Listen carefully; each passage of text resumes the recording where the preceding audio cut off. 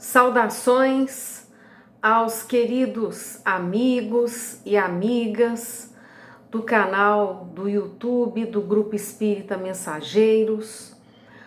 O meu fraternal abraço, rogando a Deus, a Jesus, a Maria Santíssima, que possam nos envolver a todos em energias benéficas, renovadoras, restauradoras para o nosso corpo físico, para o nosso espírito, o nosso perispírito, o nosso corpo espiritual, que energias benéficas sejam derramadas na nossa casa e alcancem também os nossos entes queridos, os nossos entes amados, que residam conosco, que residam em outras cidades, os nossos entes queridos que já passaram para a dimensão espiritual, que eles possam também ser alcançados por estas energias benéficas, benfazejas. Já preparei aqui a minha garrafinha com água e rogo aos benfeitores espirituais que, com a permissão de Deus e de Jesus, possam colocar nesta água também energias curativas, de fortalecimento, de bom ânimo, de coragem, de otimismo, para que possamos enfrentar as adversidades da nossa vida com serenidade, com confiança em Deus, com fé e, acima de tudo, tendo a certeza de que Deus nos ama. Deus nos ama e, através de uma pleiade de benfeitores espirituais, procura nos ajudar para que possamos trilhar o caminho da evolução, do aperfeiçoamento, do bem, do progresso. Deus não nos pode tirar da experiência, porque a experiência ela é importante para o nosso aperfeiçoamento, para o nosso desenvolvimento das virtudes, dos valores, de fé, de coragem, de bom ânimo diante das adversidades. E continuamos então com o nosso estudo do Evangelho segundo o Espiritismo, que é postado aqui todas as quartas-feiras. Se você ainda não se inscreveu, vá lá abaixo do vídeo ou entre pelo canal do YouTube, coloque lá Grupo Espírita Mensageiros, né? Você vai ver ali a imagem da Casa dos Mensageiros. Clique lá, inscrever-se. Clique no sininho, pois assim, toda vez que for postado um novo vídeo, você será avisado. E hoje, então, vamos aqui estudar o capítulo número 1 do Evangelho segundo o Espiritismo, intitulado Eu não vim destruir a lei, em que Kardec retira lá do texto do evangelista Mateus a fala de Jesus. Não penseis que eu vim destruir a lei e os profetas. Não vim para destruí-los, mas para dar-lhes cumprimento. Porque, em verdade, o céu e a terra não passarão até que se cumpra tudo o que está na lei, até o último J, até o último ponto. Então Jesus nos fala que as suas palavras não passarão. Por quê? Porque Jesus, ele é um espírito que tomou um corpo e encarnou, veio sobre a terra. Mas ele não é só o Jesus histórico, ele é o Jesus governador da terra. E ele veio dar cumprimento à lei de Deus. Então, de uma forma cósmica, Jesus veio ensinar a lei. A lei do planeta Terra, não, a lei que rege os mundos, que rege o universo. O Cristo histórico, Jesus, que nasceu de Maria, que teve uma infância, que teve uma adolescência. Inclusive, Emmanuel vai dizer no livro A Caminho da Luz que desde o começo Jesus se mostrou tal qual era, com toda a sua sabedoria de espírito que atingiu o ápice da cadeia da evolução. Jesus foi criado diferente de nós? Não. Ele foi criado como nós, mas, segundo está lá no Livro dos Espíritos, seguiu em linha reta. Jesus vai dizer, e João vai anotar no seu evangelho, Jesus vai dizer: antes que o mundo fosse, eu era.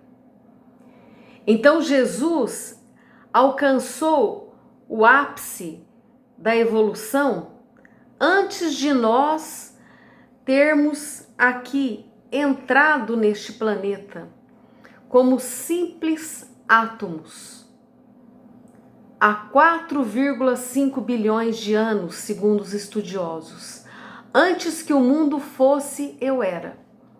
Jesus vai dizer, e João vai anotar no seu evangelho maravilhoso: eu estou convosco desde a fundação do mundo. Jesus está conosco desde a fundação do mundo. Nós aprendemos isso com Emmanuel através da psicografia maravilhosa de Francisco Cândido Xavier, na obra A Caminho da Luz, na obra Evolução em Dois Mundos. Jesus está conosco desde a fundação do mundo. Kardec vai colocar aqui, neste capítulo 1, que há duas partes distintas da lei mosaica. Há a promulgada por Deus no Monte Sinai, aliás, um fenômeno de efeito físico, onde houve ali a inscrição dos 10 mandamentos nas tábuas da lei. Ou houve uma psicografia. Moisés recebeu ali, do mais alto, os 10 mandamentos. A lei de Deus, formulada nos 10 mandamentos. Em que o primeiro é: eu sou o Senhor teu Deus, que te tirei da terra do Egito, da casa da servidão. Egito não é só aquele local histórico. Egito também, simbolicamente, quer dizer a terra em que éramos escravos da materialidade. E aí ele vai dizer: não terás outros deuses estrangeiros diante de mim. Não farás para mim imagens de escultura, nem figura alguma de tudo o que há acima do céu ou embaixo da terra, nem de coisa que haja nas águas debaixo da terra. Não adorarás e não lhes dará culto. Jesus vai dizer lá no poço de Jacó para a mulher samaritana que um dia nós amaríamos a Deus em espírito e verdade, porque Deus é espírito, e amamos a Deus em espírito, na medida em que seguimos as leis de Deus. Que leis? A lei do amor, a lei do respeito, a lei da tolerância, a lei da solidariedade, da fraternidade, para com todos os seres e todas as coisas. Está lá também o segundo mandamento. Não tomarás o nome do teu Deus em vão. E lembra-te de santificar o dia de sábado. Dos 10 mandamentos, 3 é o nosso relacionamento com Deus. E poderíamos nos perguntar, como está o nosso relacionamento com Deus? Nós somos leais, fiéis, temos dedicado um tempo nas nossas vidas para Deus? Ou o nosso relacionamento com Deus é só exterior? Há uma poesia em forma de crônica que eu gosto demais, que me toca e me fala fundo ao coração, que diz assim: Deus, passei tanto tempo te procurando, não sabia onde estavas. Olhava o infinito e não te via, e pensava comigo mesmo, será que tu existes? Não encontrava na minha busca e prosseguia. Senti-me só, desesperado e descri. E na descrença te ofendi, e na ofensa tropecei. E no tropeço caí, e na queda senti-me fraco. Na fraqueza pedi socorro, no socorro encontrei amigos, nos amigos encontrei carinho, e no carinho vi nascer um mundo novo. No mundo novo resolvi viver, e em vivendo, doando, muito recebi, e recebendo me senti feliz, e em sendo feliz encontrei a paz, e com a paz foi que te enxerguei, pois dentro de mim é que tu estavas, e sem procurar-te eu te encontrei. Jesus vai resumir os 10 mandamentos em amar a Deus sobre todas as coisas e ao próximo como a nós mesmos. Amar ao próximo. Se Deus é a nossa meta, o próximo é a ponte que nos liga a Deus. Se Deus é o nosso objetivo maior, o próximo é a conexão que nos liga a Deus. Deus é amor. E todas as leis e todos os profetas se resumem no amor. No livro dos Espíritos está que a lei do amor rege a tudo. Ela é, nos organismos inanimados, a lei de atração, que poderíamos entender como magnetismo. E no ser inteligente, a lei de amor, de afeto, de solidariedade, de fraternidade.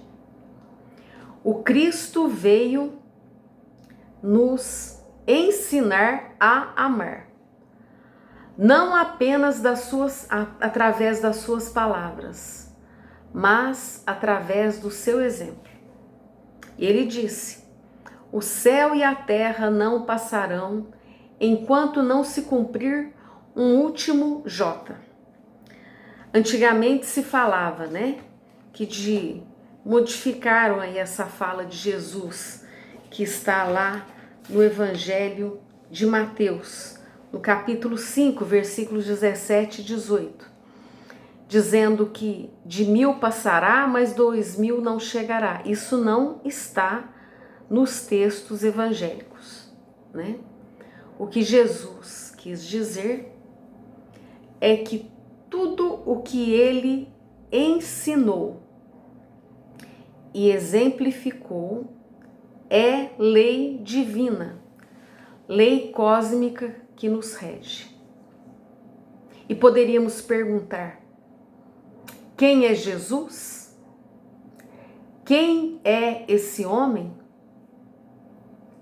É uma pergunta profunda e empolgante. O seu nome era Yahshua Bar José. Yoshua, filho de José.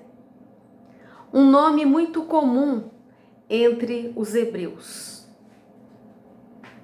Fora os 4 evangelhos, há muito pouco sobre a vida deste homem. Temos lá uma citação do historiador romano Flávio Joséfo. Temos também uma carta do senador Públio Lentulus ao imperador Tibério, que fala de Jesus. Inclusive está no livro Há 2000 anos, em que o senador Públio Lentulus vai descrever a Jesus e vai enviar esta carta a Tibério César, o imperador da época.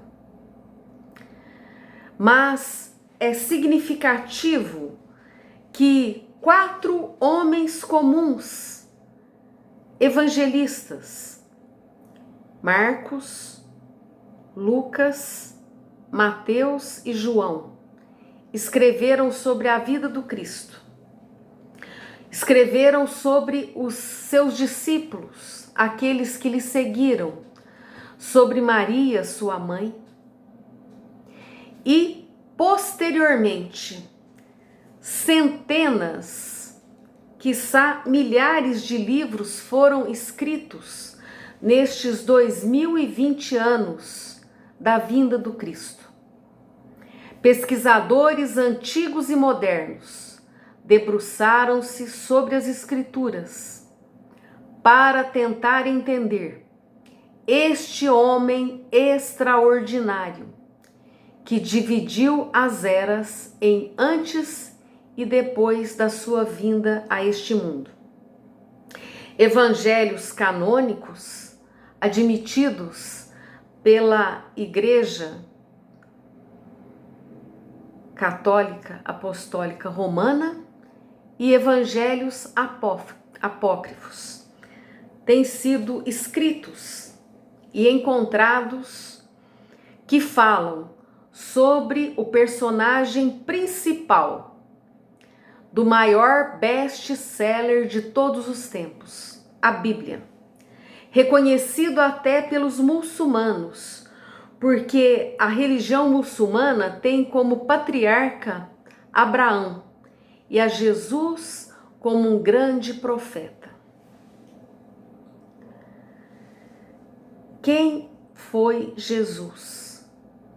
Quem é este homem que continua a nos desafiar, que continua a nos intrigar? Trabalhou até poucos anos como carpinteiro. Não se casou, não teve filhos, não constituiu família, mas foi um excelente filho. Durante 3 anos, acentuou a sua pregação na verdade, porque está no Evangelho de Lucas que com 12 anos ele foi a uma celebração da religião judaica, religião dos seus pais, religião de Maria e José. E vamos fazer um parênteses aqui, atentar para que mesmo Jesus, sendo um espírito diferenciado, como está lá no Evangelho de Lucas, porque Maria teve a saudação de um anjo que lhe disse: Ave Maria, salve Maria, és cheia da graça de Deus, cheia do Espírito de Deus. Você dará luz a um menino, e ele será o Emmanuel, o Deus conosco, o Salvador da terra. E Lucas lá sabiamente anota que Maria refletia e guardava tudo isso no seu coração. Maria teve a revelação de um anjo. José teve a revelação deste mesmo anjo em sonho. E vamos chamar a atenção aqui dos queridos amigos para estudar ali o Livro dos Espíritos, no capítulo da emancipação da alma, das questões de número 401 a 419 do Livro dos Espíritos, em que Kardec nos fala sobre este momento em que o corpo repousa, mas o espírito viaja. Desdobra-se. O ser espiritual se desliga parcialmente do corpo físico e vai encontrar com seus entes queridos. Vai encontrar com entes amados que já desencarnaram ou que estão no plano espiritual, seus antepassados, e recebe ali revelações. Depois, quando a criança nasceu, houve o fenômeno dos pastores de ovelhas escutarem cânticos, que eles atribuem a cânticos dos anjos, dos mensageiros, que diziam: glória a Deus nas alturas e paz na terra aos homens de boa vontade. Sigam à frente e vocês encontrarão um menino envolto em panos. Ele é o Emmanuel, o Deus conosco, o Salvador. E os pastores foram até Maria, e o Evangelho de Lucas sabiamente anota ali, o evangelista Lucas. E Maria guardava tudo isso no seu coração. E depois Maria levou o menino ao templo. E Simeão, o sacerdote do templo, ergueu o menino e deu graças, pois ele viveu para ter nos braços o Salvador da terra. Mas falou a Maria que haveria um momento em que o coração daquela mãe seria trespassado por uma dor que se assemelharia a uma espada. E foi quando Maria viu o Cristo crucificado. As mães sofrem pelos seus filhos, mas o amor de mãe é semelhante ao amor que Paulo fala na sua carta aos Coríntios. O amor tudo sofre, o amor tudo espera, o amor tudo crê, o amor tudo suporta. E o que seria desse mundo se não fosse o amor das mães, que tudo suportam? A dor da perda de um filho querido, a dor da ingratidão de um filho, as preocupações que os filhos criados levam aos pais, os filhos doentes, mas o amor de mãe tudo suporta, tudo crê. Jesus é então o Salvador da terra. Salvador no sentido de nos tirar da prova? Não. Nós precisamos passar pela prova. Porque a prova, ela faz parte do nosso caminho evolutivo. Passamos aqui, está na questão 132 do Livro dos Espíritos. Qual a finalidade da encarnação? Estamos aqui para nos aperfeiçoar, para evoluir. Temos dores, expiação, resgate de vidas passadas e temos dores, provações, em que são provas, em que testemunhamos os valores já oferidos pelo ser espiritual. Espírito puro não é espírito de cristal, é espírito forjado ali na quentura do cadinho purificador. Vejamos Jesus, o espírito mais perfeito que veio à Terra, o governador do planeta Terra, se deixou martirizar para nos dar o exemplo de resignação à vontade de Deus. Disse Jesus lá no poço de Jacó: uma comida eu tenho de comer, é fazer a vontade de Deus. E Jesus veio cumprir assim tudo que estava nas profecias do povo judeu, os profetas que falavam de um Messias, que tomaria sobre si os pecados do mundo, quando ele veio até nós e sofreu na própria carne as nossas imperfeições de poder, de ódio, de inveja, de negação do divino. Mas Jesus transcendeu. Eu falo aqui do Cristo vivo, do Cristo que, em passando pelo martírio na cruz, atraiu todos a si e modificou a história. E a proposta do Cristo é proposta de transformação,